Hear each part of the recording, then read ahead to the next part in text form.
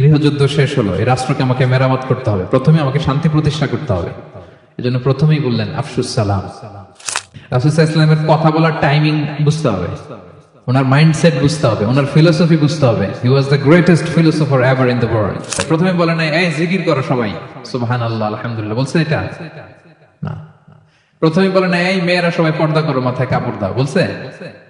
প্রথমেই বলেছেন শান্তির পয়গাম পৌঁছে দাও। উনি সবেমাত্র মদিনায় আসলেন, মদিনার একটা ভঙ্গুর রাষ্ট্র ব্যবস্থাকে উনি মেরামত করবেন, সংস্কার করবেন। এখন যে কথাটা বলবেন এই কথাগুলো গুরুত্বপূর্ণ না? গুরুত্বপূর্ণ। মালয়েশিয়ার honourable prime minister Anwar Ibrahim যখন প্রধানমন্ত্রী হলেন, উনি প্রথম যখন জাতির উদ্দেশ্যে ভাষণ দিলেন, এটা গুরুত্বপূর্ণ ছিল না? ছিল। যে কেউ কোনো বড় দায়িত্বে আসলে যখন কথা বলে প্রথম কথাগুলো খুব গুরুত্বপূর্ণ থাকে। রাসূল সাল্লাল্লাহু আলাইহি ওয়াসাল্লাম এই ভঙ্গুর সমাজকে, এই রাষ্ট্রকে মেরামত করবেন।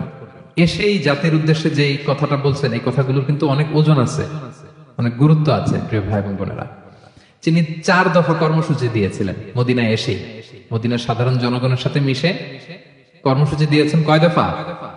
4 দফা। প্রথমে বলেছেন শান্তির পয়গাম পৌঁছে দাও। তার মানে হি ওয়াজ এ পিস লাভার। রাসূল সাল্লাল্লাহু আলাইহি ওয়াসাল্লাম শান্তিকামী ছিলেন, তিনি অশান্তি পছন্দ করতেন না।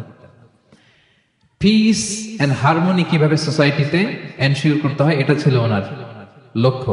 প্রথম কথা থেকে বোঝা যায়। প্রথমে বলে নাই এই জিকির করো সবাই সুবহানাল্লাহ আলহামদুলিল্লাহ, বলছে এটা না। প্রথমে বলে নাই এই মেয়েরা সবাই পর্দা করো, মাথায় কাপড় দাও, বলছে? প্রথমেই বলেছেন শান্তির পয়গাম পৌঁছে দাও। সুবহানাল্লাহ। তিনি শান্তির নবী ছিলেন, তিনি শান্তি প্রতিষ্ঠার জন্য, পিস এন্ড হারমোনি করার জন্য আজীবন কাজ করেছেন। এবং মদিনাতেও তিনি এই 3 ধর্মের লোকদেরকে নিয়ে পিস এগ্রিমেন্ট করেছেন। যে কুরাইশরা আক্রমণ করেছে তাদের সাথে তিনি পিস এগ্রিমেন্ট করেছেন, শান্তি চুক্তি। প্রথম কথা হচ্ছে শান্তির বাণী পৌঁছে দাও।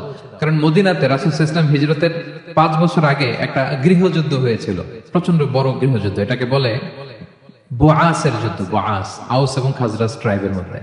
তো সবেমাত্র গৃহযুদ্ধ শেষ হলো, এখন কি প্রতিষ্ঠা করতে হবে? হ্যাঁ বলেন তো একটু। সবেমাত্র গৃহযুদ্ধ শেষ হলো, একটা ভঙ্গুর রাষ্ট্র, এটা তো মেরামত করতে হবে। কি বলেন? তো প্রথম কাজটা কি? To establish piece in the society. এবং সেই কথাটাই রাসূল সাল্লাল্লাহু আলাইহি ওয়াসাল্লাম বললেন। রাসূল সাল্লাল্লাহু আলাইহি ওয়াসাল্লামের কথা বলার টাইমিং বুঝতে হবে, ওনার মাইন্ডসেট বুঝতে হবে, ওনার ফিলোসফি বুঝতে হবে। He was the greatest philosopher ever in the world. পৃথিবীর সবচেয়ে বড় দার্শনিক ছিলেন আমাদের নবী। তিনি কোনো কথা এলোপাথারি আন্দাজে বলে দেয় না, একটা বড় এইম রেখে। গৃহযুদ্ধ শেষ হলো, এই রাষ্ট্রকে আমাকে মেরামত করতে হবে, প্রথমে আমাকে শান্তি প্রতিষ্ঠা করতে হবে। এজন্য প্রথমেই বললেন আফসুস সালাম। আফসুস সালাম, শান্তির পয়গাম পৌঁছাও। যুদ্ধ, বিগ্রহ, বিশৃঙ্খলা, chaos in the society, এগুলোকে থামিয়ে দাও। এটা ছিল প্রথম মেসেজ। তারপর কি বললেন? ওয়া আত'ইমুত তাআম, মানুষকে খাবার খাওয়াও, ফুড শেয়ার করো। এটা সিম্পলি শুধু খাবার খাওয়ানো বুঝলে হবে না, খাদ্য সংকট দূর করো। খাদ্যদ্রব্য মানুষের নাগালে নিয়ে আসো, মানুষের ঘরে ঘরে খাবার পৌঁছে দাও। কারণ আগে তো পেট ঠিক থাকতে হবে। কি বলেন? বাংলা একটা কথা বলে যে পেটে খেলে পিঠে সয়। এবং আরবরা একটা কথা বলে যে এইখানে পৌঁছার আগে তোমাকে এইখানে পৌঁছতে হবে। মানে কারো হৃদয়ে পৌঁছতে হলে আগে কোথায় পৌঁছতে হয়? পেটে পৌঁছতে হয়। তো রাসূল সাল্লাল্লাহু আলাইহি ওয়াসাল্লাম শান্তির কথা বলার পরপরই বললেন যে আগে খাদ্য সমস্যা দূর করো, খাদ্য সংকট দূর করো। এই যে আমাদের বাংলাদেশে এখন একটা খাদ্য সংকট যাচ্ছে না, এটা কিন্তু অনেক বড় ধরনের সমস্যা। খাদ্য ঠিক, ফুড আইটেম ঠিক, তো সব ঠিক। রাসূল সাল্লাল্লাহু আলাইহি ওয়াসাল্লাম বললেন খাদ্যের সংকট দূর করো, ঘরে ঘরে খাবার পৌঁছে দাও। The vulnerable people of the society, তাদের প্রতি টেক কেয়ার করো, লুক আফটার করো, অনাহারের মুখে খাবার পৌঁছে দাও। এটা ছিল দ্বিতীয় কর্মসূচি। 3 নম্বরে বললেন ওয়াসিলুল আরহাম, আত্মীয়তার বন্ধনকে মজবুত করো। এই যে কিনশিপ টাইজ, এই বন্ডেজটাকে আরো মজবুত করো। কারণ নিজেরা নিজেরা যুদ্ধ করলে কি আর শান্তি থাকবে? থাকবে না। আত্মীয়তার বন্ধনকে মজবুত করো। সব শেষে বললেন নামাজের কথা। আমরা কারোর সাথে দেখা হইলে প্রথমে কি বলি?